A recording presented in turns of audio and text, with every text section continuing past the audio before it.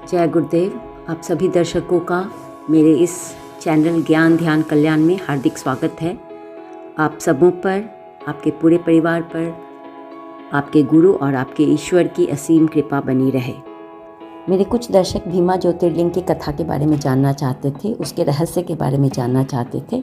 तो आज के इस वीडियो में मैं भीमाशंकर ज्योतिर्लिंग की छोटी सी कथा लेकर आई हूँ, उसके रहस्य के बारे में बताने आई हूँ। भीमाशंकर ज्योतिर्लिंग से जुड़ी कहानियों को जानने के पहले एक बार कमेंट में हर हर महादेव जरूर लिखें। आगे अन्य भी ज्योतिर्लिंग के बारे में अगर जानना चाहते हैं तो मुझे कमेंट करके ज़रूर बताएं। हम सभी जानते हैं कि हमारे देश में 12 ज्योतिर्लिंग है और 12 ज्योतिर्लिंग में भीमाशंकर ज्योतिर्लिंग 6ठे स्थान पर आता है। यह ज्योतिर्लिंग पुणे शहर के सह्याद्री नामक पर्वत पर स्थित है। इस ज्योतिर्लिंग के बड़ा और मोटा होने के कारण इस ज्योतिर्लिंग को मोटेश्वर महादेव के नाम से भी जाना जाता है।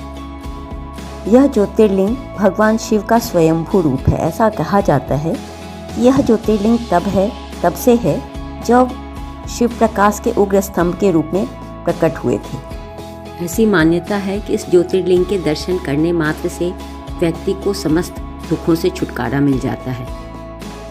भीमाशंकर ज्योतिर्लिंग से जुड़ी अलग अलग किंवदंतियाँ हैं। एक पौराणिक कथा के अनुसार त्रिपुरासुर नामक एक राक्षस ने भगवान शिव को प्रसन्न करना चाहा। उसने भगवान शंकर से अमरता का वरदान पाने के लिए बहुत कठिन तपस्या की। भगवान शिव उसकी भक्ति से प्रसन्न हुए और उसे इस शर्त पर अमरता प्रदान किए कि वह अपनी शक्ति का उपयोग स्थानीय लोगों की मदद करने के लिए करेगा। त्रिपुरासुर उनसे सहमत हो गया। हालांकि कुछ समय के बाद जैसे जैसे समय बीतता गया वह अपना वादा भूल गया और मनुष्यों और देवताओं दोनों को परेशान करना शुरू कर दिया। जब देवताओं ने भगवान शिव से आगामी अराजकता को रोकने के लिए कुछ करने का आग्रह किया तो भगवान ने अपनी पत्नी माता पार्वती से प्रार्थना की।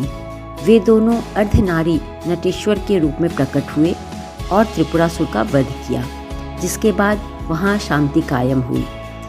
एक अन्य कथा के अनुसार राक्षस राज रावण के भाई कुंभकर्ण की पत्नी करकटी अपने पुत्र भीमा के साथ सह्याद्री पर्वत पर रहा करती थी। जब भगवान राम ने कुंभकर्ण का वध किया था तब भीमा बहुत छोटा बालक था। करकटी ने भीमा को कुंभकर्ण वध का बदला लेने के लिए बलवान बनाने का प्रण किया। जैसे जैसे वह बड़ा हुआ भीमा के अंदर प्रतिशोध की भावना बढ़ती चली गई। एक समय आया जब भीमा क्रोधित हो उठा और उसने अपने पिता के वध का बदला लेने के लिए वन में जाकर भगवान ब्रह्मा जी की कठिन तपस्या करने लगा। भीमा के कठोर तप से प्रसन्न होकर ब्रह्मदेव ने उसे बहुत शक्तिशाली होने का वरदान दिया। वरदान पाकर भीम बहुत शक्तिशाली हो चुका था। उसने देवलोक पर आक्रमण करके देवताओं को हरा दिया और देवलोक पर अधिकार कर लिया। महाबलशाली भीमा के अत्याचारों से वेद, पुराण, शास्त्र हर चीज़ का लोप होने लगा।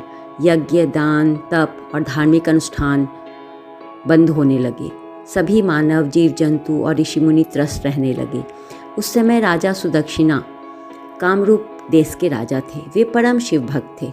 भीमा ने कामरूप देश पर भी आक्रमण किया और राजा सुदक्षिणा को युद्ध में पराजित करके बंदी बना लिया। भीमा ने राजा सुदक्षिण को बंदी बनाकर कारागार में डाल दिया।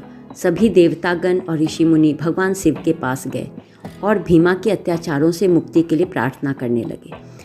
तब भगवान शिव ने भी कहा कि भीमा ने मेरे भक्त सुदक्षिण को भी बंदी बना लिया है, अब जल्दी ही उसका संहार करना ज़रूरी है। राजा सुदक्षिण ने कारागार में शिवलिंग की स्थापना करके विधि पूर्वक पूजन पाठन शुरू कर दिया। उसकी नित्य शिव आराधना से प्रेरित होकर अन्य बंदी भी शिव भक्ति करने लगे। भीमा को जब राजा सुदक्षिण के पूजन का पता चला तब वह क्रोधित होकर कारागार में राजा सुदक्षिण को मारने के लिए पहुंचा। कारागार में राजा सुदक्षिण शिवलिंग के सामने पूजन कर रहे थे। भीमा ने पार्थिव शिवलिंग पर तलवार से प्रहार किया। उसकी तलवार शिवलिंग को छू भी नहीं पाई कि उसी समय शिवलिंग से भगवान भोलेनाथ, भगवान शंकर प्रकट हो गए। भगवान शंकर और असुर भीमा के बीच बहुत भयानक युद्ध हुआ और अंत में भगवान शंकर ने अपने हुंकार से भीमा को जलाकर भस्म कर दिया। भीमा के वध के पश्चात सभी देवतागण और ऋषि मुनियों ने भगवान भोलेनाथ से कहा कि आप लोक कल्याण के लिए हमेशा के लिए यहाँ निवास करें। भगवान शिव भी सभी देवगणों की बातों को स्वीकार करते हुए उसी स्थान पर शिवलिंग के रूप में स्थापित हो गए। यही शिवलिंग भीमेश्वर या भीमाशंकर ज्योतिर्लिंग के नाम से प्रसिद्ध है।